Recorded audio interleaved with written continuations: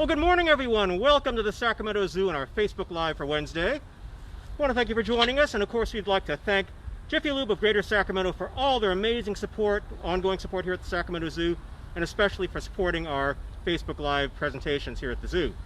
Well, today we've got probably the loudest animal ounce round here at the Sacramento Zoo. It's the Australian laughing kookaburra, and our particular kookaburra we have for you this morning is named Foster. Now, Foster is one of our animal ambassadors, and he is an amazing bird. Now, these birds are typically, well, they are native to Australia, hence the name Australian laughing kookaburra. Now, believe it or not, we have cousins of Foster living right here in the Sacramento Valley. They're called the belted kingfisher. Very similar in appearance to Foster, with a nice little stout body, long pointed beak. They're just a little more colorful. Now, with a name like kingfisher, as you can imagine, kingfishers mostly eat fish. What they'll do, they'll perch out over a stream or a pond. When they see fish, they'll dive down headfirst, grabbing that fish with a little pointed beak, and then flying back to a rock or a branch and swallowing that fish whole. Now, if the fish is too large, they'll actually smack it on a branch, smack it on that rock. Foster, though, of course, coming from Australia, which is a much drier habitat. Not many ponds or streams. They live in eucalyptus groves, forests, scrub areas, lots of different habitats through a good portion of Australia. Well, their diet preference is a little bit different. Now, instead of eating fish, they actually feed on small mammals, small reptiles, a really wide variety of different types of prey. So they are, in a sense, sort of a bird of prey, just not typical sense when you think of a bird of prey being a hawk or an eagle or an owl, but they do definitely eat only other animals. So it makes them a little special. But they use exactly the same technique, though. They'll perch out over an area of land, and when they see a snake slithering by, or a small rodent, or a lizard, they'll fly out of that tree, grab that little animal with their nice long pointed beak, and again take it to a rock, slam it on that rock a few times, sort of stuns the animal, breaks up the bones, tenderizes, and then they can swallow the little animal whole. So they are very, very effective. Now, they even have been known to prey on a venomous snake called the brown snake, type of snake found in Australia, very highly venomous. So they are a very, very important animal to have out in the habitats of Australia. Now, as far as the name, the laughing kookaburra, well, we're going to find out right now if he wants to demonstrate that amazing call for him. Now, again, for their size, probably one of the loudest animals you're going to see here at the Sacramento Zoo. Ready? Woo!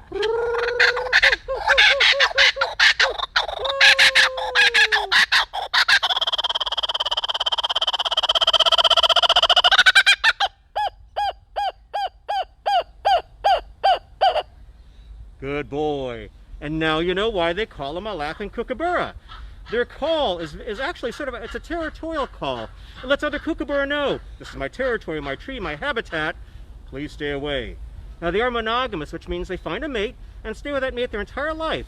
When it's time to lay eggs, the female lays usually about 5 eggs, 4 to 5 eggs, and that call lets other kookaburra know, this is my tree, my territory, my habitat, my mate, my eggs, my chicks. You'd better not get too close, because not only do they use that nice long pointed beak for catching food, but they also use it for defense, actually offense. They know the softest part of your face happens to be your eyeballs. So even if people get too close to their habitat or their nest, they won't hesitate to call. If that person doesn't heed the warning, they'll fly down and go right for the eyeballs in many cases. So again, they are very, very good at defending their territory. Even utility workers in Australia have to be careful of these birds. If they're on a cherry picker high up in the trees and they get too close to a kookaburra, they've got to wear eye protection, because the kookaburra have been known to come right for you. They're also very opportunistic feeders too. Now, they have been known to actually come down and steal people's picnic lunches, believe it or not. So if there's food, the kookaburra has been known to be not always the most popular bird for people that actually live in Australia, but they're fascinating birds. A lot of cool things. Now, as I mentioned before, they can dive in, kingfishers in general can dive straight into the water. The reason they can do that without harming themselves, take a look at that nice long pointed beak. Not only is that beak pointed to catch prey, but it's also pointed to be able to break the surface of the water.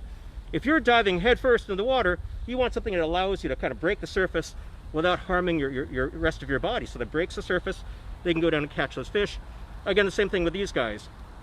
Because of the way that these birds have that pointed beak and that kind of smooth, streamlined body, they've been actually used as an example for something called biomimicry.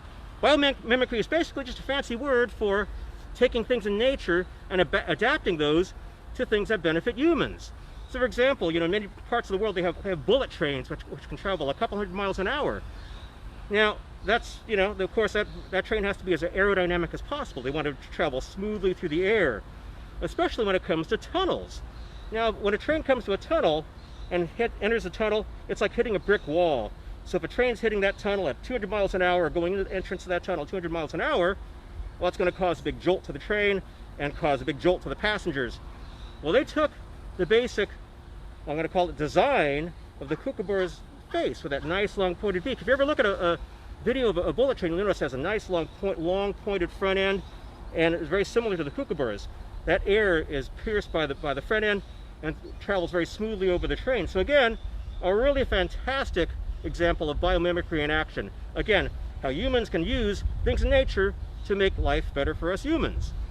Now, as far as that call goes, now again, it is a territorial call. Believe it or not, you've heard that sound before many, many times. If you've ever watched a movie that's set in the jungles, like Jurassic Park, Jurassic World, any jungle, anywhere around the world, South America, North America, Central America, wherever, you'll be watching that movie, and in the background, you're going to hear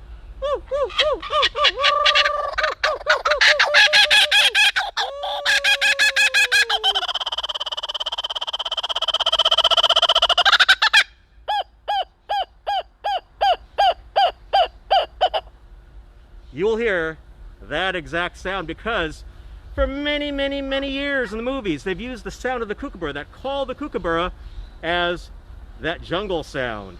In fact, if you do an online search, that jungle sound, you'll see exactly what I mean. Because it sounds so much like a primate, like monkeys off in the distance. It sounds very exotic. Could be birds, could be primates. In fact, when you come out to the zoo, I guarantee you, other guests here at the zoo, standing around, our chimpanzees, orangutans, some of our different monkeys, you're going to see people going, woo, woo, woo, ah, ah, ah. Because you think that sound those animals make? Not true. They've only been fooled over the years by watching movies featuring the sound of the laughing kookaburra. They had no idea.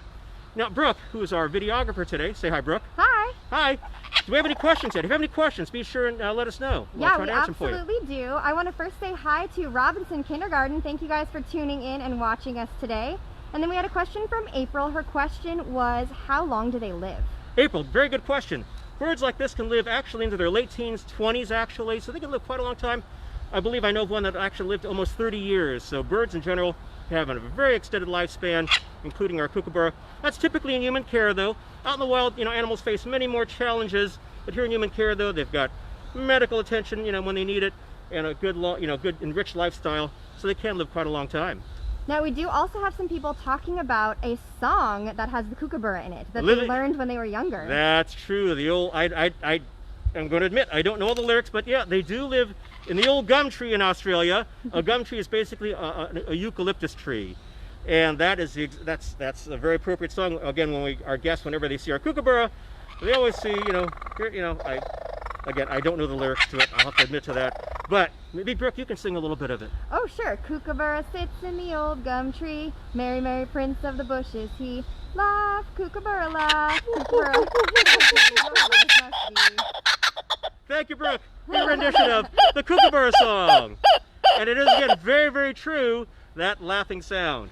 Now, I've got a little bit of secret for you, too. Now, we were talking a moment ago about how the call of the kookaburra has been used for representing the jungle, the rainforest, primates, other animals out in the rainforest. Here's one you probably did not know. Now, for those of you who've been around our planet as long as I have, and maybe even less time, you probably have heard of a TV show called Flipper. Of course, Flipper is a bottlenose dolphin. And that show came out a long time ago, and they used a sound for Flipper. They thought they'd have they could, I guess, didn't want to use the sound of an actual dolphin because maybe it didn't sound like what they wanted. What they did was, they took the recording of a kookaburra, sped it up, and played it backwards. And to this day, many times on TV and in the movies, they still use that sound to represent a bottlenose dolphin. Believe me, that's nothing further from the truth. I've been around a lot of dolphins in my long career with animals. Never one dolphin has ever made that sound you heard Flipper make. So again, that's another little special sound effect that came from our friend the laughing kookaburra. Now we have another question from Rachel. What do they eat? Oh, good, very good question. Now, okay, so they're mostly eating other animals, little rodents like mouse-type animals. They like snakes, lizards, sometimes other birds. In fact, I actually have one of Foster's favorite treats right here. He loves king mealworms. Now we're going to try a little foraging here with Foster. We're going to see if he wants to dive into his water. Now, as mentioned before, these guys are related to kingfishers, and he uses that same technique sometimes to grab treats.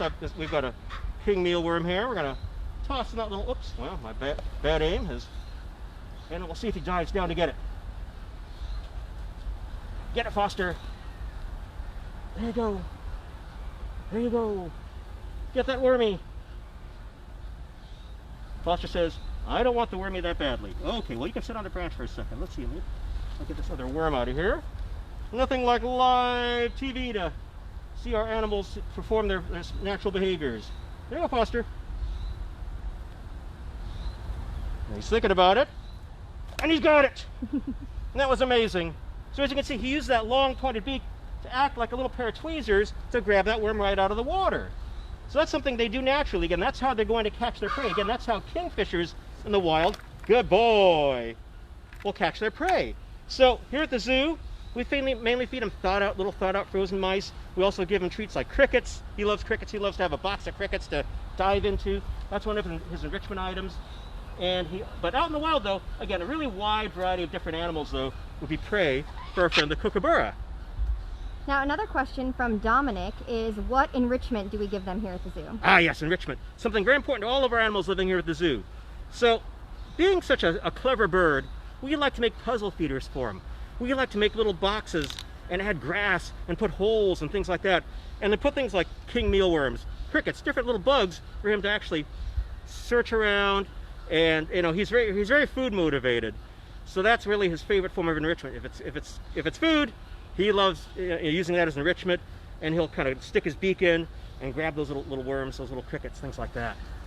Now, Christine asks, how long does it take for the eggs to hatch? Okay, with most birds, the incubation is roughly a month or so. So that'd be the same for these guys. Let's see. Thank you guys all for tuning in. Let's see if we have any more questions. If you guys have any other things you would like to know about Foster, please leave a comment and we can definitely answer them for you. Absolutely. Now, another thing, since he's so loud, Foster has a special role here at the Sacramento Zoo. Now, when we're running our overnight programs, our overnight safaris, we have campers on the lawn. We like to be able to wake them up at 6:30 in the morning to get everybody set and ready for our morning programming for overnight programs, which you're not conducting currently, but hopefully that'll be happening somewhere down the line. Foster happens to be Sacramento Zoo's official alarm clock. So we wake him up, we get him ready to go, we bring him around to the tents, and right at 6:30,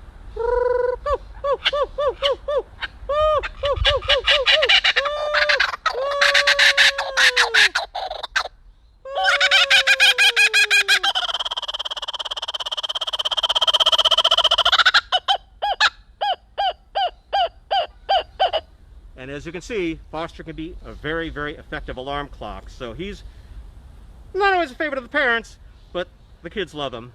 And that's another reason why in Australia, as I mentioned before, they're known for grabbing food, things like that, from your picnic table.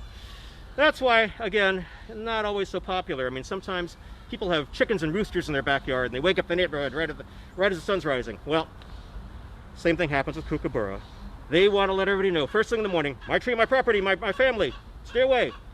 And that entire kookaburra family starts calling right as the sun rises.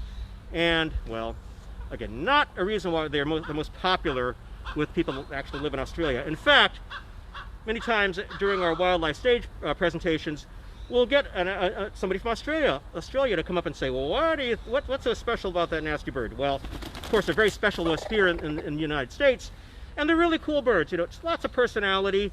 Foster is very, very intelligent, very social. Now, as far as working with him in our wildlife presentations, now some places do have them that fly. I mean, Foster is fully flighted. He can fly.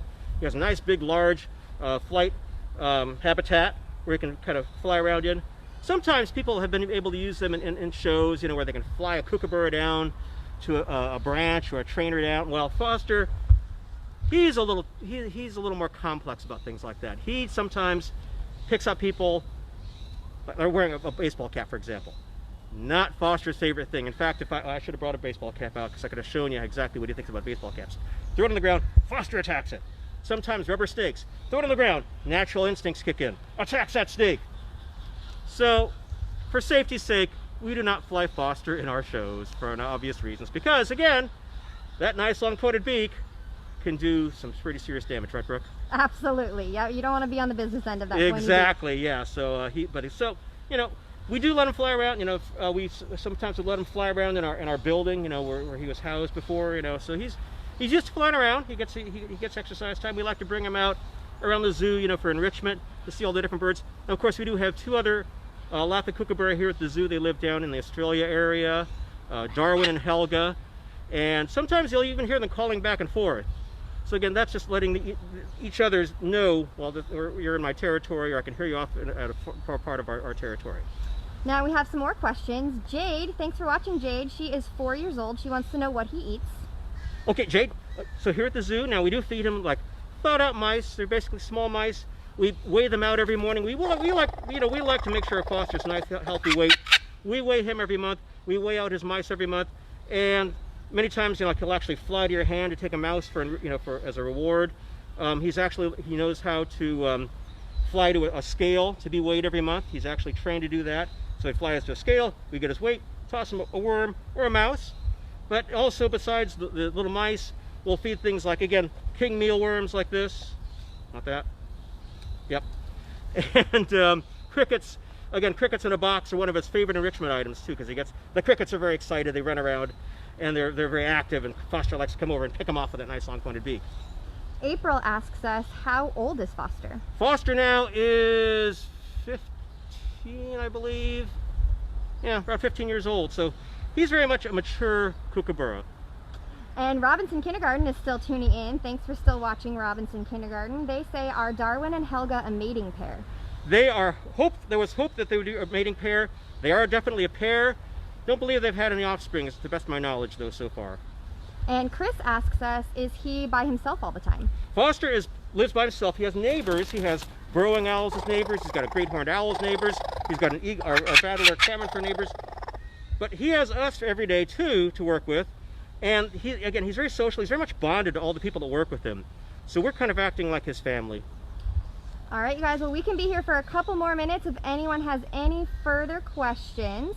Oh, Christine has a question. Christine, she what's your says, can you talk about Foster's eyesight and hearing? Is it like other birds of prey? Definitely. A bird like this is very much dependent on their eyesight. Now, with an owl or an eagle, the eyes are very much forward-facing. Pretty much same type of thing with Foster here. Maybe a little bit more further off to the side, but they are very much dependent on their hearing and their eyesight for locating prey. Absolutely. Great question. Thanks, Christine. Any other questions out there? Leave them in the comments. We'd be happy to answer them for you. So again, this is Foster, our laughing kookaburra. We'll have his little grand finale for you right now with this call.